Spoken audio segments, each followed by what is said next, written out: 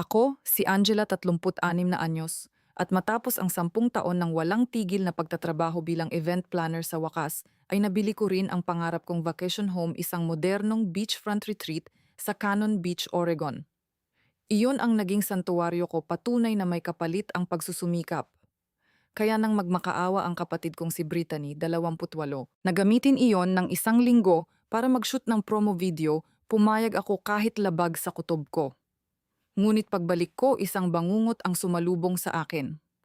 Mahigit $25,000 ang halaga ng pinsala, punit-punit ang mga sofa, wasak ang mga artwork, at ang pinakamasakit sa lahat, ang heirloom table ng lola ko ay sunog at hindi na maaayos pa.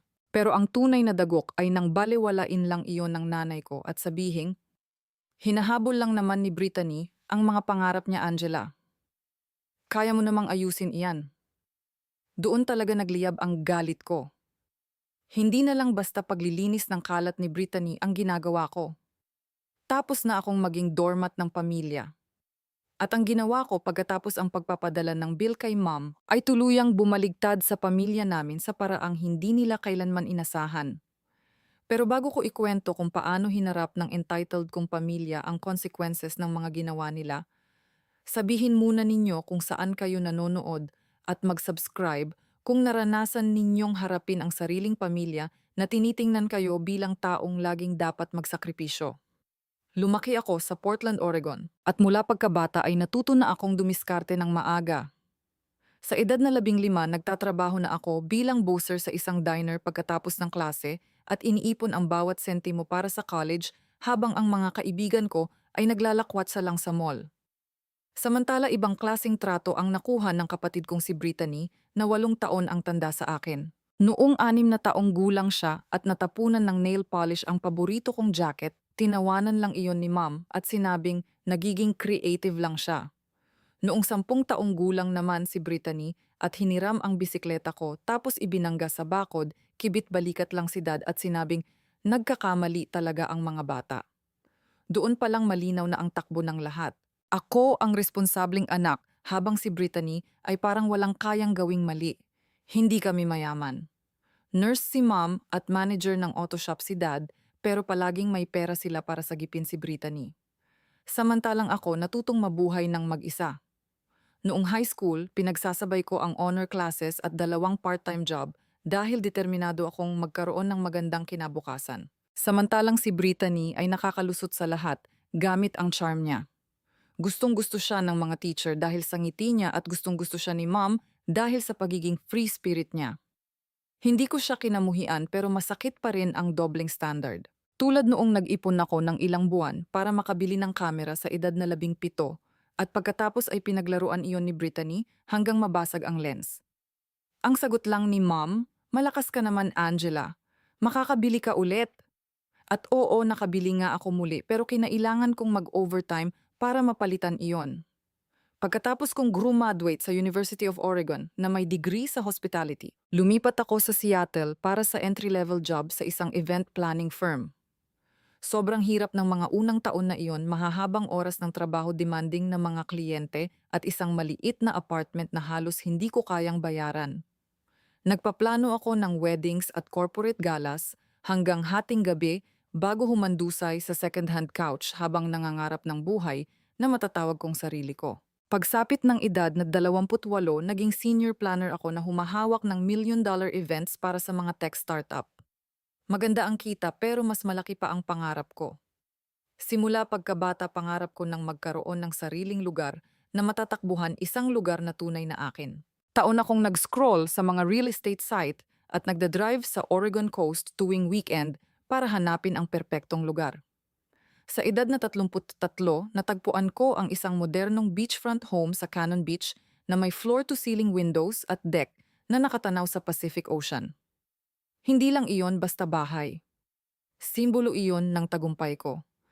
Inilaan ko roon ang puso ko, mula sa custom leather sofas hanggang sa abstract art sa dingding at dining table na yari sa reclaimed wood na nagpapaalala sa akin sa mga kwento ng lola ko.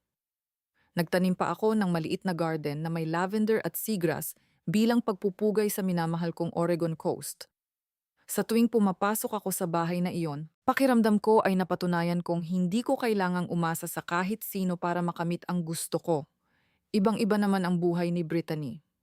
Sa edad na 28, nagtatrabaho siya sa isang butik sa Portland habang nagpo-post ng selfies at outfit reels sa Instagram at naghahabol ng likes at sponsorships. Nakatira pa rin siya sa basement ni mom nang walang binabayarang renta habang si mom pa rin ang nagbabayad ng phone bill at car insurance niya. Hindi tamad si Brittany. May charm siya at sipag pero iniiwan niya ang lahat kapag nagiging mahirap na. Sinubukan niya ang vlogging, modeling at maging pagiging barista pero walang tumatagal. Palaging nasa likod niya si mom na nagsasabing hinahanap pa lang ni Brittany ang tamang path niya. At si dad naman ay tango lang ng tango para maiwasan ang gulo. Hindi naman problema sa akin ang tumulong kay Brittany. Paminsan-minsan pinapahiram ko pa nga siya ng luma kong laptop noong nasa content creator phase siya o binibigyan ng pera pang gas kapag kapos siya pero unti-unti na akong napapagod sa kawalan niya ng accountability. Noong nakaraang spring, nagbago ang lahat. Nag-retire sina mom at dad at lumipat sa mas maliit na kondo sa Portland para mapagkasya ang kanilang ipon. Dahil hindi sapat ang kinikita ni Brittany sa retail job niya at mas naghigpit na rin si mom sa pera, mas madalas na niya akong tawagan. "Hey sis, pwede mo ba akong tulungan sa car payment ko?" ang madalas niyang i-text. O kaya naman may extra 100 ka ba dyan? Sa umpisa, pinalalampas ko lang iyon habang kinukumbinsi ang sarili na normal lang tumulong sa pamilya. Pero padami ng padami ang tawag at bawat hingi niya ay mas nagiging matapang. Pagkatapos isang Sunday brunch sa kondo ni mom, na syempre ako na naman ang nagbayad, ibinagsak ni Brittany ang bago niyang plano. Nagpipitch ako ng promo video para sa isang fashion brand, sabi niya habang umiinom ng mimosa na ako rin ang bumili. Ito na siguro ang malaking break ko, Angela. Perfect na backdrop ang beach house mo. Agad na lumiwanag ang mukha ni mom. Napakagandang idea niyan. Halos hindi mo naman ginagamit ang bahay kapag spring. Kumirot agad ang tiyan ko. Ang bahay na iyon ang pahingahan ko, hindi isang film set. At may history na si Brittany. Noong nakaraang taon, hiniram niya ang apartment ko para sa weekend at iniwan niya itong may wine stains sa rug ko. Pero naroon na naman ang pamilyar na tono ni mom, iyong tonong pinaparamdam sa akin na ako ang masama kapag tumatanggi ako. Hindi ko alam, sabi ko habang hinahalo ang kape ko. Hindi set up ang bahay para sa mga shoot. At may rules ako. Walang crowd, walang gulo. Umikot lang ang mata ni Brittany. "Relax, sis. Ako lang ito at ilang friends. Mag-iingat kami." Si dad tahimik gaya ng dati ay patuloy lang sa pag-inom ng juice niya. Lumapit si mom at mahinahong nagsalita pero may bigat ang boses. "Angela, pamilya tayo. Napakarami mo nang meron, mag-share ka naman ng kaunti." Tinamaan ako ng linyang iyon dahil palagi naman talaga. Sa huli, laban sa mas mabuti kong paghusga, tumango ako habang ramdam ang bigat ng expectations nila sa balikat ko. Ginugol ko ang sumunod na mga araw sa pagdududa sa sarili ko. Sunod-sunod ang text ni Brittany. "Pwede bang mag-stock ka ng fridge at pakicheck na rin ng wifi?" Pinaalalahanan ko siya na nag-iwan ako ng guidebook na may lahat ng detalye mula sa paggamit ng smart lights hanggang sa location ng spare keys at numero ng kapitbahay para sa emergency. Ang dami namang babasahin, sagot niya. "Hindi mo na lang ba maipapakita pagdating ko? Ibig sabihin noon ay kailangan kong mag-drive ng 4 na oras mula Seattle matapos ang 12 oras na trabaho." Pero pumayag pa rin ako habang sinasabing isang weekend lang naman iyon. Sa kaibuturan ko, alam kong mali na naman ito. Ang mga pangako ni Brittany ay parang buhangin, madaling maglaho at malapit ko nang matutunan iyon sa pinakamahirap na paraan. Nag-drive ako papuntang Cannon Beach noong Huwebes ng gabi, pagod na pagod matapos ang 12 oras na trabaho sa Seattle para ihanda ang bahay para kay Brittany. Ang beachfront retreat ko ang pinakamalaki kong ipinagmamalaki. Perpekto ang bawat detalye mula sa custom leather sofas hanggang sa abstract art na taon kong kinolekta. Hindi ako masaya na gagamitin niya iyon, pero gusto ko pa ring subukang pagkatiwalaan siya. Nilagyan ko ng paborito niyang snacks ang fridge, naghanda ng malilinis na tuwalya at nag-iwan pa ng isang bote ng wine bilang magandang gesture. Bago ako umalis, ipinakita ko sa kanya ang lahat noong Friday morning. Brittany, tahimik ang lugar na ito, sabi ko, habang itinuturo ang payapang tanawin ng dagat. Walang crowd, walang malakas na music. Respeto sa mga kapitbahay. Ipinakita ko sa kanya ang smart lights alarm code at ang guidebook na ginawa ko na may lahat ng detalye. Huwag mong sirain ito. Okay. Halos hindi man lang siya tumingin mula sa cellphone niya. Got it, sis. Chill. Hindi ako mag-host ng rave. Dapat naging babala na sa akin ang smirk niya pero binaliwala ko iyon dahil nagmamadali akong makahabol sa flight ko papuntang Chicago para sa isang client event. Bandang 10:00 ng gabi noong Friday nag-vibrate ang cellphone ko. Si Marilyn Todd iyon, kapitbahay ko sa kabilang bahay. Angela, sobrang lakas ng music sa bahay mo, text niya. Parang may party. Okay lang ba iyon, parang bumagsak ang sikmura ko? Tinawagan ko agad si Brittany pero diretso voicemail. Nag-text ako. Pahinaan mo iyan ngayon din. Nangako ka. Walang sagot. Nagpadala ako ng apology kay Marilyn at nangakong aayusin ko ang sitwasyon. Pagsapit ng hating gabi, nag-text ulit siya. Mas tahimik na ngayon pero napakaraming sasakyan sa harap. Hindi ako makapag-focus sa event prep ko sa Chicago.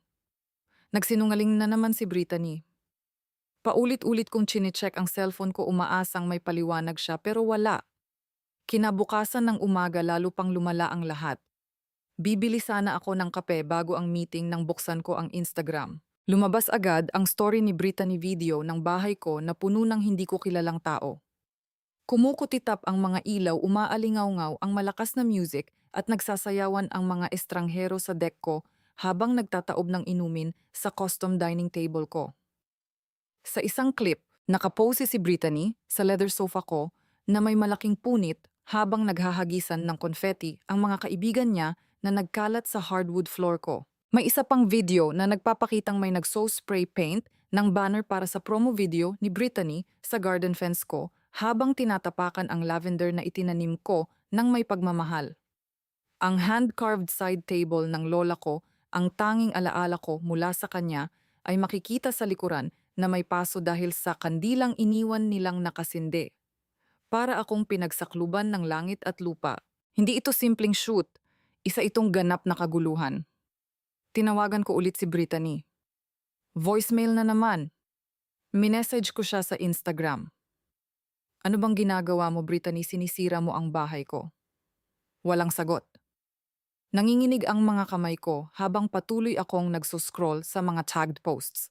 Ginawa ng mga estranghero ang kusina ko na parang bar at naghahalo ng cocktails sa ibabaw ng marble counter ko.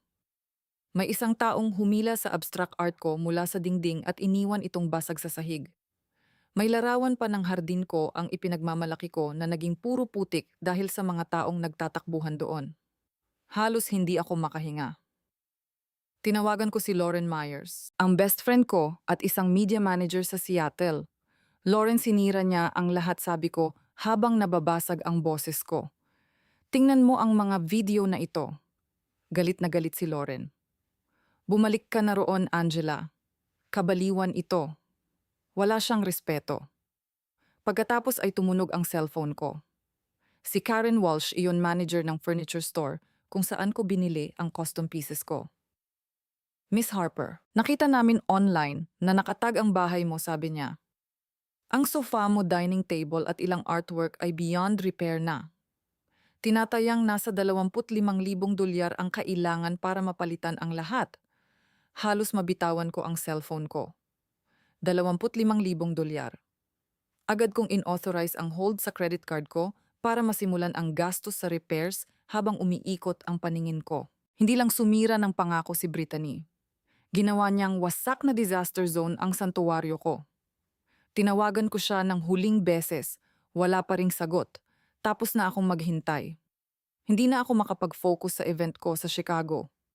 Napansin pa nga ng client ko ang pagiging distracted ko habang nagwa-walkthrough kami at tinanong kung ayos lang ba ako.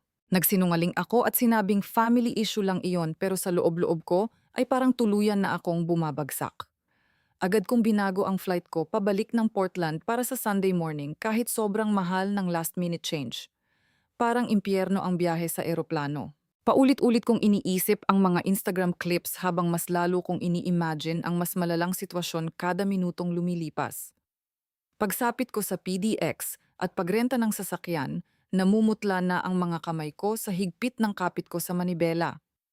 Pakiramdam ko ay walang katapusan ang 4 na oras na biyahe papuntang Cannon Beach habang lalo lamang lumalala ang kaba ko sa bawat milyang tinatahak ko. Nang lumiko ako sa gravel road papunta sa bahay ko, agad kong nakita ang unang palatandaan ng kaguluhan.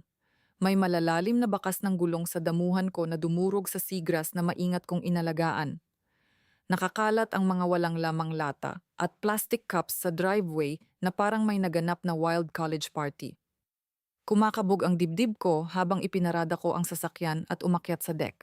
Ang tanawin ng dagat na dati nagpapakalma sa akin ay tila nanunuya ngayon sa gitna ng kapahamakan. Ang glass door ay puno ng handprints at ang mga outdoor chair ko ay nakatumba may isa pang baluktot ang paa. Nanginginig ang mga kamay ko habang ina-unlock ang front door at inihahanda ang sarili sa pinakamasamang makikita ko. Ang baho ang unang sumalubong amoy alak-usok at kung ano pang maasim na hindi ko maipaliwanag.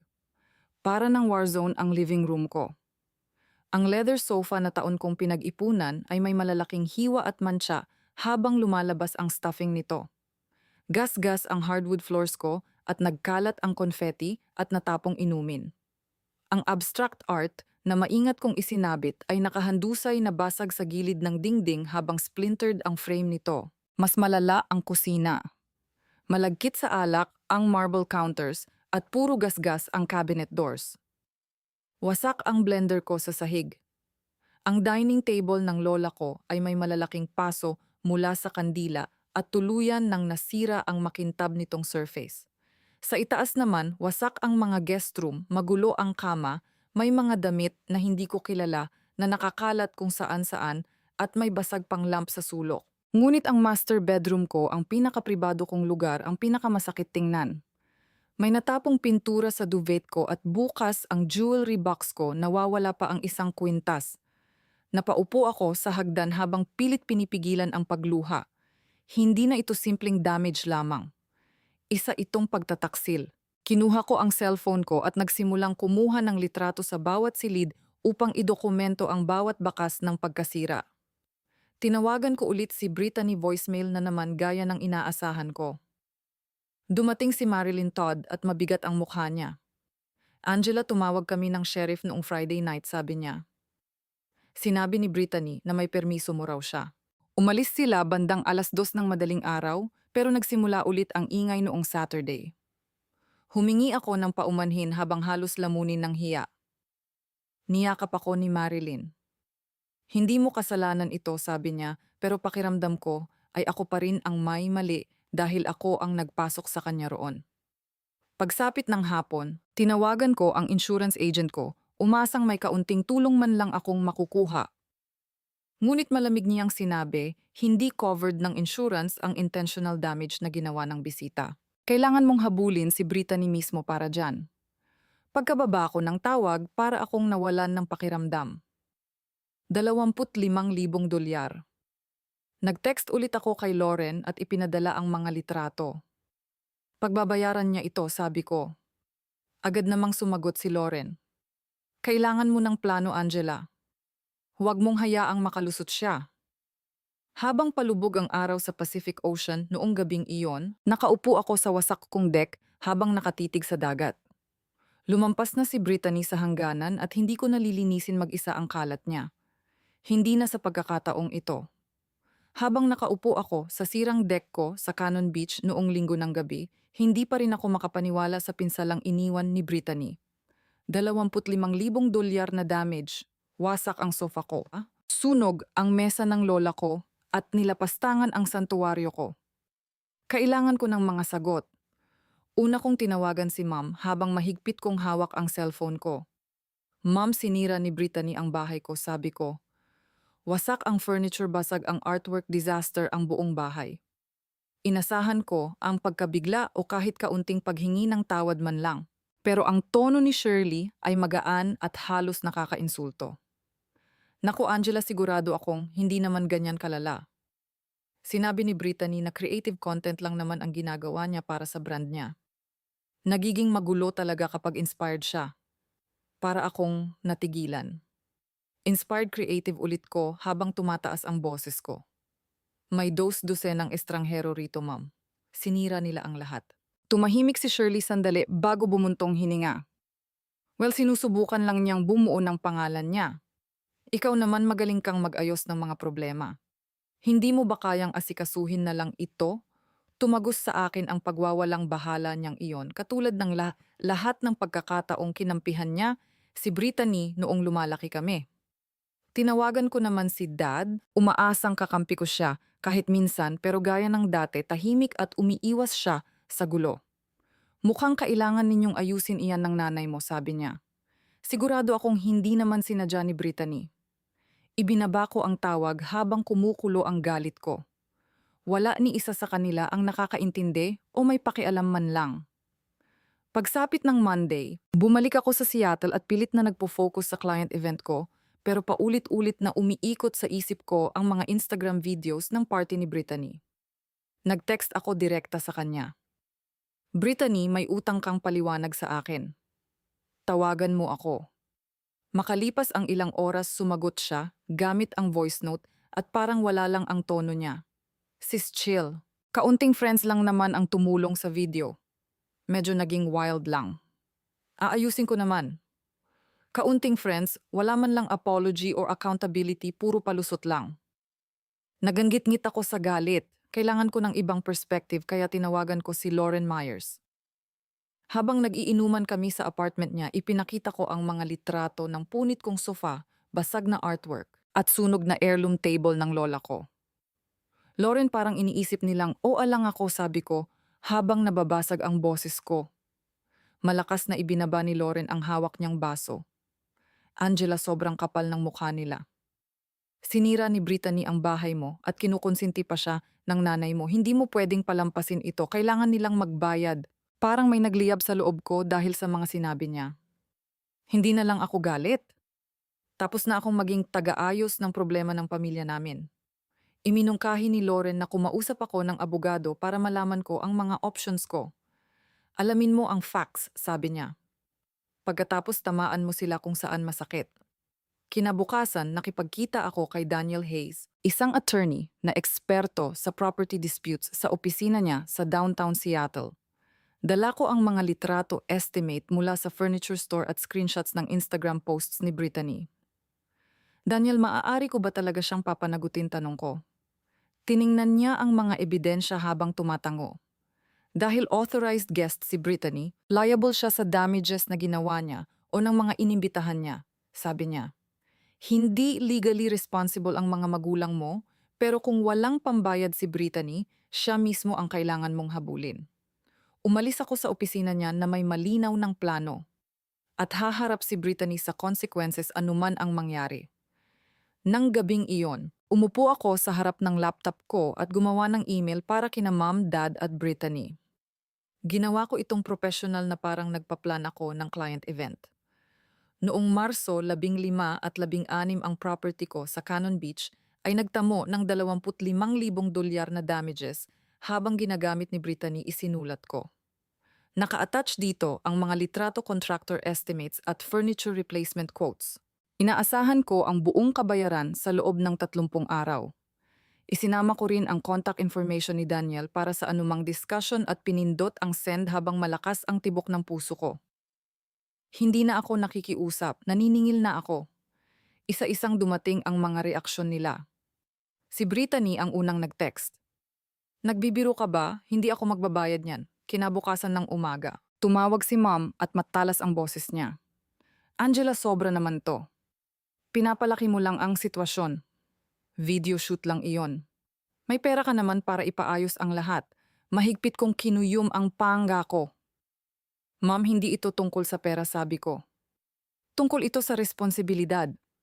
Sinira ni Brittany ang bahay ko. Humalakhak si Shirley na parang wala lang. Nahihirapan lang si Brittany na maabot ang pangarap niya Bakit hindi mo na lang siya suportahan? Hindi man lang sumagot si Dad. Ang pagtanggi nilang harapin ang katotohanan ay lalo lamang nagpatibay sa desisyon ko. Pagsapit ng Friday, bumalik ako sa Portland para sa buwanang family dinner namin sa kondo ni na Mom at Dad, isang tradisyong pilit na pinananatili ni Shirley. Hindi ko iyon inaabangan pero alam kong iyon na ang pagkakataon para harapin sila ng personal. Dumating ako ng 6:00 ng gabi, dala ang salad na ako mismo ang gumawa habang pilit pinananatiling kalmado ang sarili ko. Mabilis akong niyakap ni Ma'am habang walang tigil sa pagkukuwento tungkol sa book club niya. Si Dad naman ay nakaupo sa recliner habang nanonood ng basketball at bahagya lang tumango bilang bati. Dumating si Brittany makalipas ang 20 minuto at basta na lamang inihagis ang purse niya sa couch. Grabe ang traffic, sabi niya, habang kumukuha ng seltzer sa fridge nang hindi man lang nagtatanong. Ang pagiging kampante niya ay lalong nagpakulo ng dugo ko, pero pinigilan ko ang sarili ko.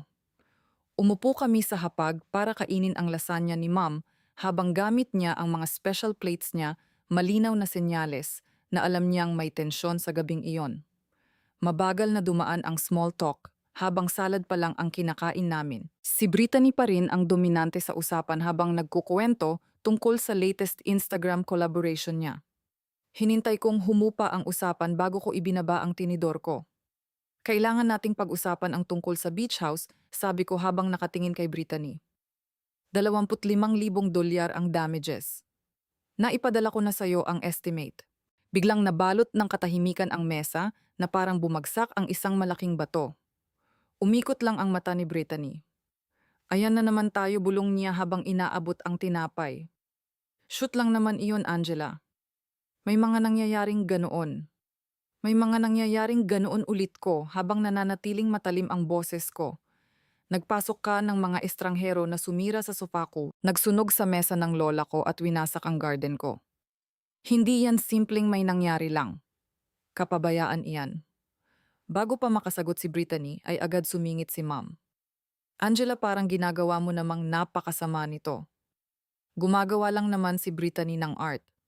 Lagi ka na lang sobrang higpit sa kanya. Hindi ako makapaniwala habang nakatitig sa kanya. Ma'am, nakita mo ang mga litrato. Hindi iyon art, distraction iyon. Naglinis ng lalamunan si Dad. Now Angela, may insurance ka naman, di ba? Parang masyado mo itong pinapalaki. Huminga ako ng malalim habang pilit kinokontrol ang sarili ko. Hindi covered ng insurance, sabi ko.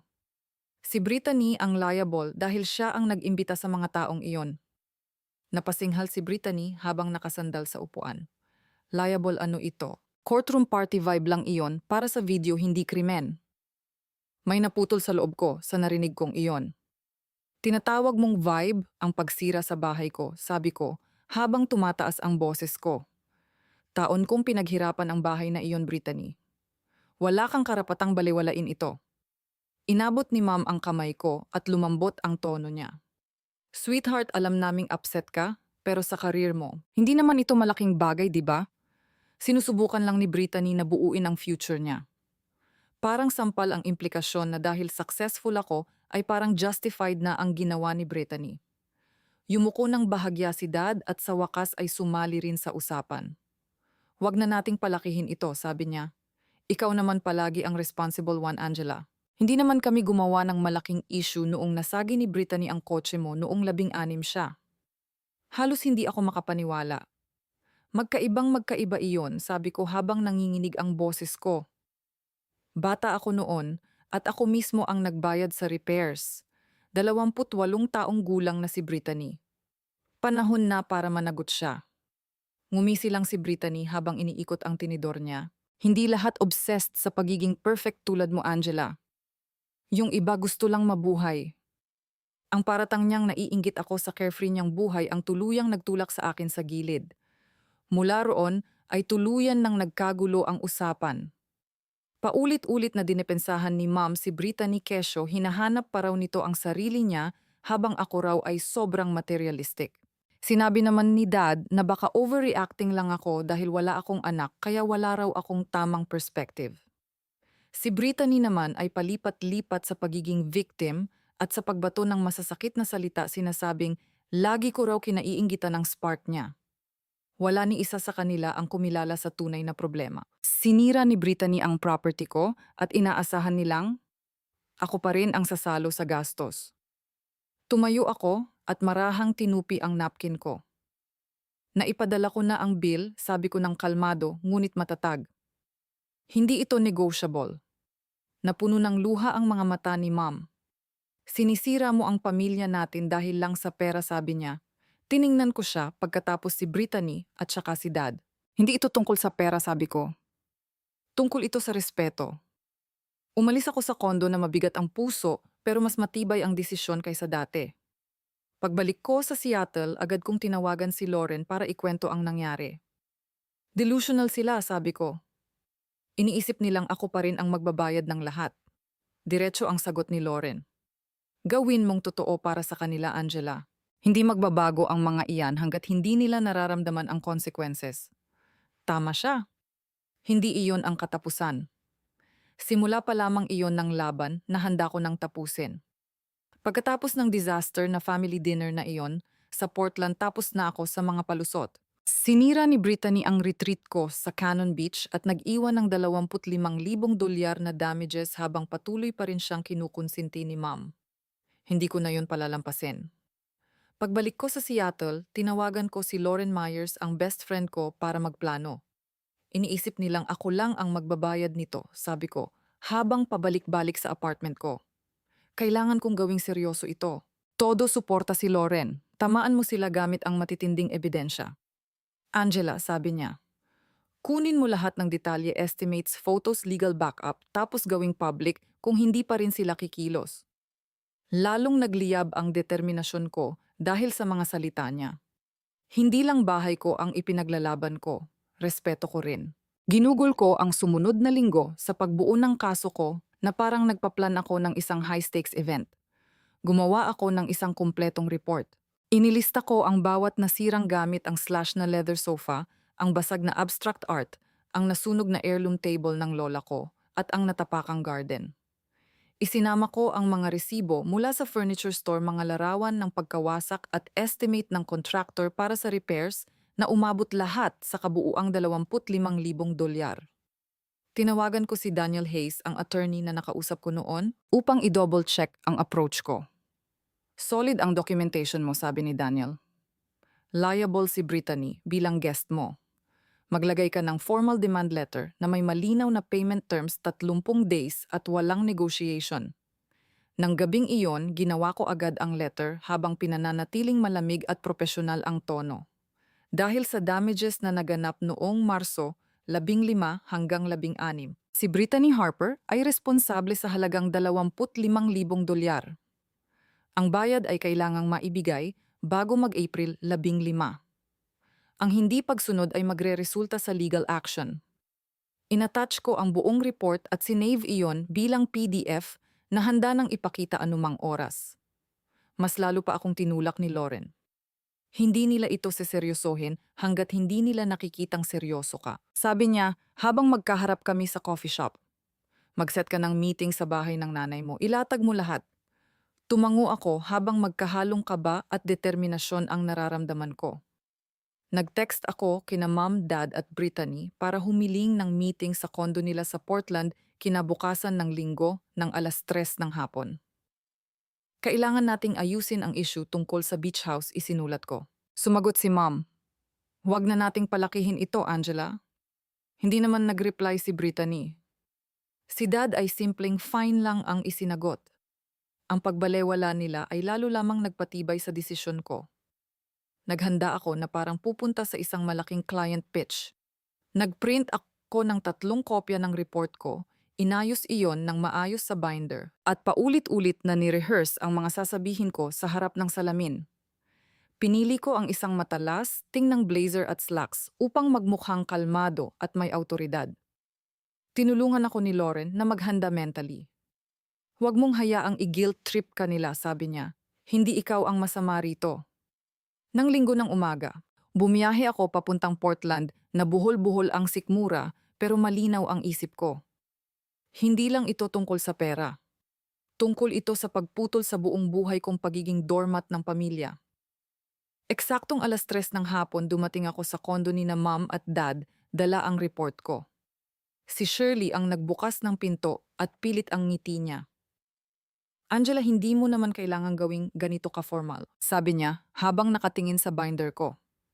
Si Dad ay nakaupo sa couch habang nagbabasa ng car magazine at si Brittany naman ay nakasandal sa kitchen island habang abala sa cellphone niya.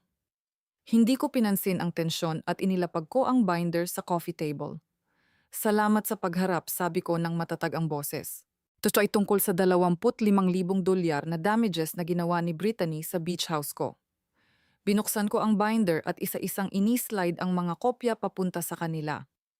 Narito ang lahat ng ebidensya, mga larawan, resibo, contractor estimates at legal opinion mula kay Daniel Hayes, ang attorney ko. Napasarkastikong tawa si Brittany habang inihagis ang kopya niya sa mesa. Napaka-absurd nito, Angela, sabi niya habang nakapamewang. Video shoot lang iyon, hindi demolition, para kang sinunog ko ang buong bahay. Diretso ko siyang tiningnan sa mata. Nagpasok ka ng mga estranghero na sumira sa sofa ko, nagsunog sa mesa ng lola ko, at winasak ang garden ko, Brittany, sabi ko. Hindi iyon simpleng shoot. Kapabayaan iyon. Agad namang sumingit si ma'am at halos nagmamakaawa ang boses niya. Angela, kumalma tayo. Sinusubukan lang ni Brittany na buuin ang brand niya. Hindi ba natin ito pwedeng ayusin bilang pamilya, umiling ako. Ma'am, sinubukan ko na. Hindi man lang siya humingi ng tawad. Ibinaba ni Dad ang magazine niya habang nakakunot ang noo. Masyado kang harsh, Angela. Maganda naman ang trabaho mo. Ano mo? Bakit kailangan pang gawing malaking issue ito? Masakit ang mga salita niya, pero handa na ako. Hindi ito tungkol sa trabaho ko, Dad, sagot ko. Tungkol ito sa accountability. May consequences ang ginawa ni Brittany. Biglang tumayo si Brittany at namula ang mukha sa galit. Inggitera ka lang, sigaw niya habang papunta sa pinto. Hinahabol ko ang mga pangarap ko habang ikaw ay stuck sa pagpaplan ng boring events. Malakas niyang isinara ang pinto at nag-iwan ng mabigat na katahimikan. Napuno ng luha ang mga mata ni Mom. Angela, winawasak mo ang pamilya natin dahil dito, sabi niya habang nanginginig ang boses. Napalunok ako ng mariin ngunit nanatiling kalmado. Ma'am, ang hinihingi ko lang ay fairness, sabi ko. Ang bill ay due sa loob ng 30 days. Hindi ako uurong. Napabuntong hininga si Dad habang hinihimas ang sentido niya. Pakiramdam ko setup ito, bulong niya. Itinuro ko ang binder. Nandyan lahat. Tawagan mo ang contractor. Kausapin mo si Daniel. Hindi nagsisinungaling ang facts. Tahimik na nag-flip si Ma'am sa mga pahina habang nanginginig ang mga kamay niya. Sobra naman ito. Mahina niyang sabi. Hindi kayang bayaran ni Brittany iyan. Tumango ako. Kung ganoon, maghahanap tayo ng paraan, pero may magbabayad nito. Natapos ang meeting na walang resolusyon, puro luha ni Ma'am at reklamo ni Dad ang naiwan. Pagbalik ko sa Seattle, pagod na pagod ako pero hindi matinag ang desisyon ko. May isa pang idea si Lauren. Gawin mong public, sabi niya. Mag-post ka online. Hindi para pahiyain sila kundi para ipakitang seryoso ka. Nagdalawang isip ako. Delikadong ilabas sa social media ang family drama pero dahil sa matinding pagwawalang bahala ni Brittany, parang wala na akong ibang choice.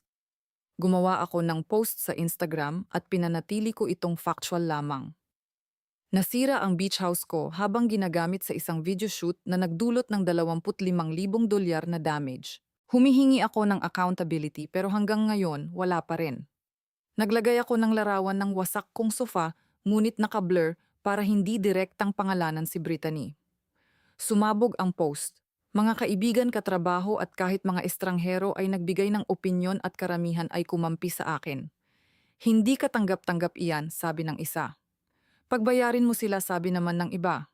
Umepekto ang pressure. Pagsapit ng Wednesday, nag-text si Brittany. Pinapahiya mo ako, Angela. Burahin mo ang post na iyon. Sumagot ako. Bayaran mo ang bill at buburahin ko. Hindi na siya nag-reply. Noong Thursday night, tumawag si Mom at mabigat ang boses niya. Angela, nakita ko ang post mo, sabi niya. Sobra na ito. Inihanda ko ang sarili ko sa panibagong pagtatanggol niya kay Brittany, Pero nagulat ako sa sinabi niya. Masyado kong kinampihan si Brittany pag-amin niya. Babayaran ko ang damages gamit ang retirement savings ko. Natigilan ako, ma'am hindi mo kailangang gawin iyon sabi ko.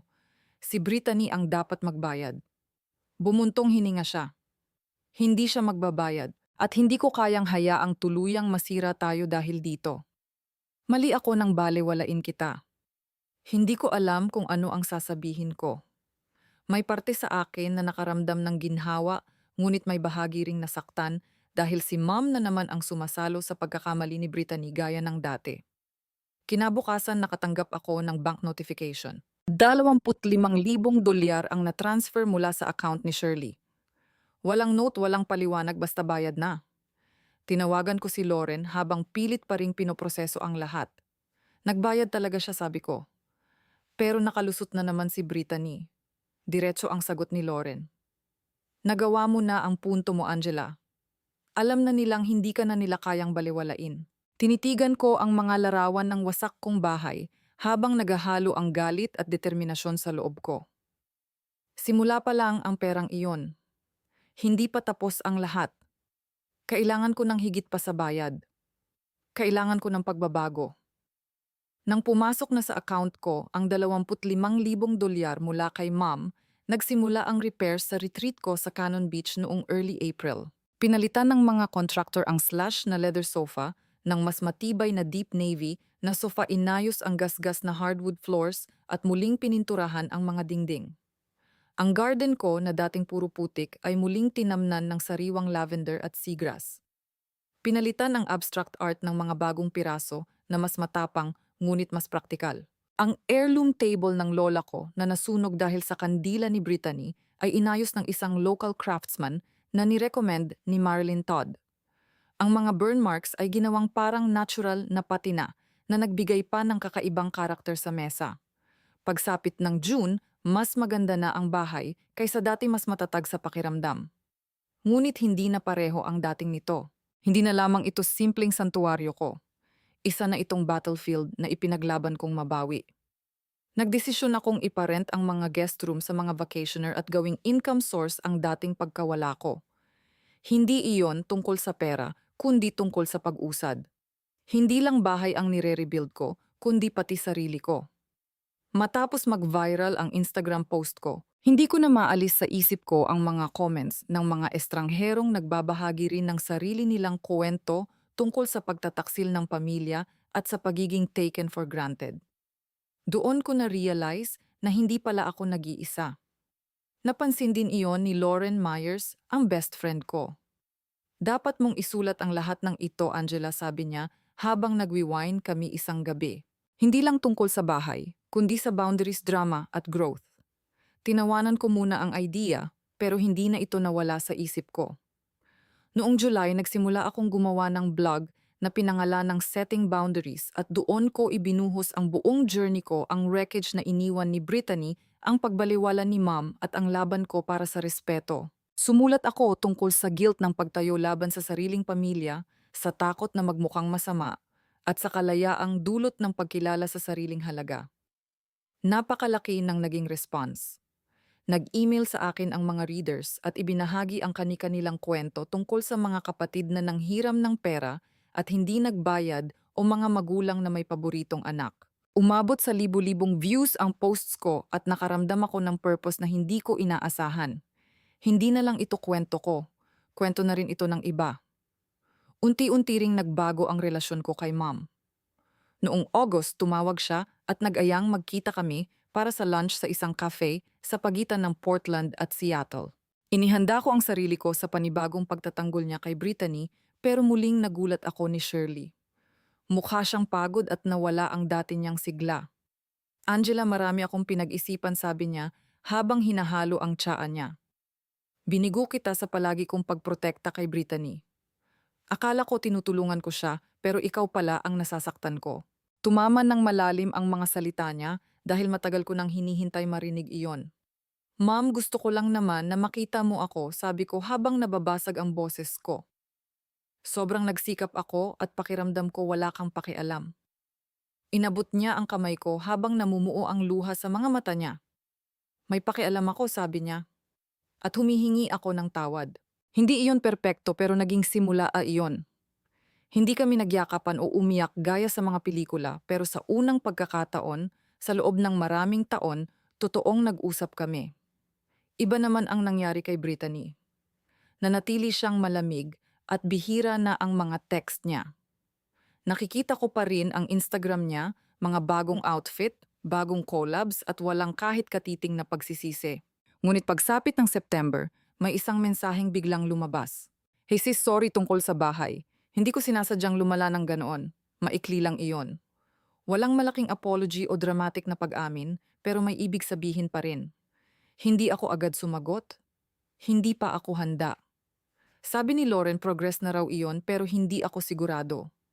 Mahaba pa ang lalakbayin ni Brittany at hindi ako umaasang bigla na lang siyang magbabago. Pero nanatili sa isip ko ang text na iyon isang maliit na bitak sa dati niyang matigas na pag-uugali. Iba naman ang naging paraan ni Dad Howard. Isang Sabado noong Oktubre bigla siyang dumating sa beach house ko nang walang pasabi nakaparada ng pahilis ang pickup truck niya sa driveway. May dala siyang framed painting. Isang seascape ng malalakas na alon sa ilalim ng kulay abong langit na siya mismo ang nagpinta. Naisip kong babagay ito rito, mahina niyang sabi habang inilalagay iyon malapit sa bagong sofa. Hindi mahilig sa salita si Dad pero hobby niya ang pagpipinta kaya alam kong hindi maliit na gesture iyon. Salamat Dad, sabi ko habang kumikipot ang lalamunan ko. Tahimik siyang naglibot sa bahay habang tinitingnan ang mga repairs at tumatango ng bahagya. Maganda na, sabi niya bago umalis. Hanggang ngayon nakasabit pa rin ang painting na iyon sa living room ko, isang tahimik na tulay sa pagitan naming dalawa. Sa karir ko naman, lalo akong umunlad. Ang pagtayo ko laban sa pamilya ko ay nagbigay sa akin ng bagong kumpiyansa sa trabaho. Noong November, nag-pitch ako ng isang napakalaking corporate event para sa isang tech giant at hinarap ko ang dominante nilang CEO nang may kumpiyansang wala ako noon. Ito ang plano namin at hindi ito negotiable, sabi ko habang naririnig ko ang parehong tatag na nahanap ko noong hinarap ko si Brittany. Pinirmahan nila ang kontrata at binigyan pa ako ng raise ng boss ko. Umabot din ang pagbabago sa personal kong buhay. Nagsimula akong makipag-date kay Ryan, isang graphic designer na marunong rumespeto sa boundaries ko imbes na subukang lampasan ang mga iyon. Sa unang pagkakataon, hindi na ako abala sa pagsasaayos ng ibang tao. Bumubuo na ako ng isang bagay na totoo. Nagbago rin ang beach house ko. Ang pagpaparenta nito ay nagdala ng bagong enerhiya. Nagiiwan ng glowing reviews ang mga guests at inilalarawan itong cozy pero modern.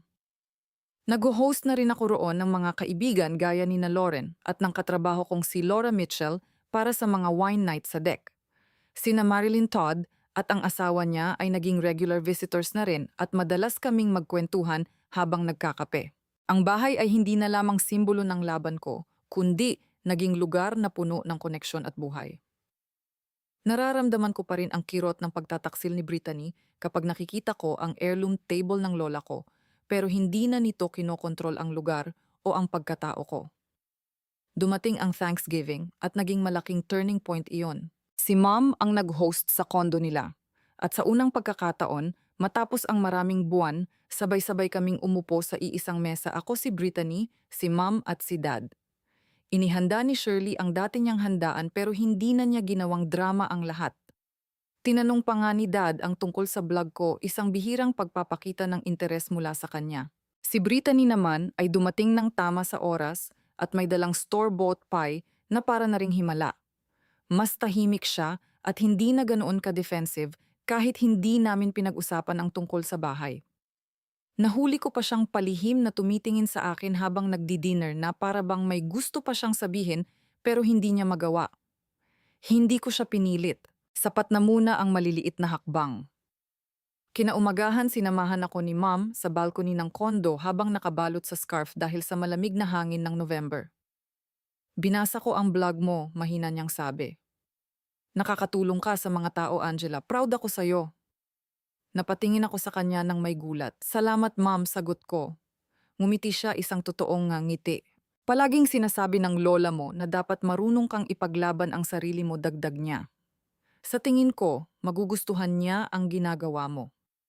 Pakiramdam ko ay iyon na ang closure. Hindi perpekto, pero totoo. Natututo si ma'am at ganoon din ako. Kapag binalikan ko ang buong gulo namin ni Brittany tungkol sa beach house, napagtanto kong hindi lang pala ito tungkol sa $25,000. Tungkol ito sa pagkatuto ng sarili kong halaga at sa paglalagay ng mga hangganang dati ay hindi ko kayang itayo. Ang boundaries ay hindi pader, kundi pundasyon ng mga relasyong tunay na mahalaga. Minsan ay nadadapa pa rin ako at nakakaramdam ng guilt kapag tumatanggi ako, pero sa tuwing pumapasok ako sa beach house ko, naaalala ko ang lakas na natagpuan ko roon. Hindi lang ito basta naayos. Tunay na itong akin ayon sa sarili kong mga kondisyon. Napapaisip tuloy ako tungkol sa journey ninyo. Naranasan na rin ba ninyong magtakda ng boundaries laban sa sariling pamilya kapag sumobra na sila? Ano ang nagtulak sa inyo para manindigan? I-share ninyo ang kwento ninyo sa ibaba dahil malaking bagay ang malaman na hindi tayo nag-iisa.